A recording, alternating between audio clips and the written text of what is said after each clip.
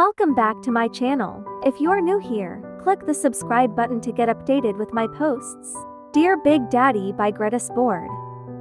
Letter number 1. My son, my universe.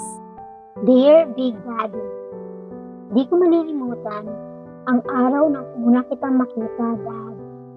Lahat halos kami sa Econ 11 ay nasa klase na noon. Terror teacher kasi si Dr. Dominguez and she was very particular about punctuality. Ultimo, 1 minutong tardiness ay malaking bagay sa kanya.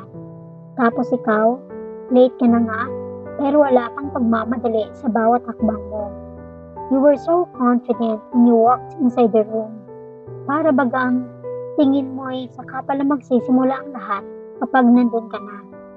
Iba talaga ang dating mo, Dad. Sabi ko nga sa sarili ko noon, grabe naman ang lalaking ito. Nang namudmod ng pagbupuhan ang Diyos, ang agang nagising at front row pa. Kaya yun, wala nang natira sa iba. Would you believe it, Big Daddy? Ang isang striktang profesor na si Dr. Dominguez ay hindi nagalit nang pumasok kang 15 minutes late? Life is so unfair. O baka totoo nga ang sabi-sabi ng mga klase natin noon na na-love at first sight sa'yo si Ma'am. Sino ba naman ang hindi? Bagyo ang dating mo, Dad. Kabog kaming lahat. You just do not know how flattered I was when you chose to sit by my side. Ang daming bakanteng upuan noon. Naroon ang sa tabi ng isang kandidata para sa Binibining Maynila. Wala rin nakaupo sa gilid ng commercial model for May. Yung usong sabon naming mga babae noon. Remember? At higit sa lahat, vacant din ang nasa tabi ng first runner-up for Binibining Pilipinas Universe. But you chose to be by my side. Pakiramdam ko noon, ako na ang pinakamaswerteng babae sa buong planeta.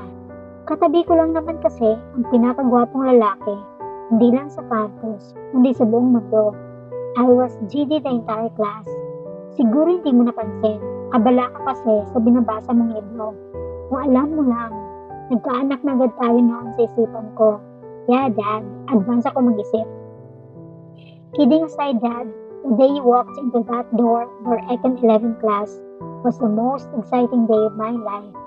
Before I met you, akala ko love was overrated. Lagi ko nga kinukurot sa singit noon ang mga teenager kong pinsan sa tuwing nagtitili sila kada daan ng crush nila sa tapat ng bahay namin sa Tondo. Pero hindi pala sila nag-iinarte lang dahil lang makilala kita. Ganoon din halos ang naging reaction ko sa tuwing nakikita kitang dumadaan sa hallway kahit noong mga panahong hindi ka aware sa existence ko. Walang halong exaggeration nun, Dad. You were my son. Sa iyo lang umikot ang mundo ko. I still love you so much, Dad. Your baby, Isadora. To be continued.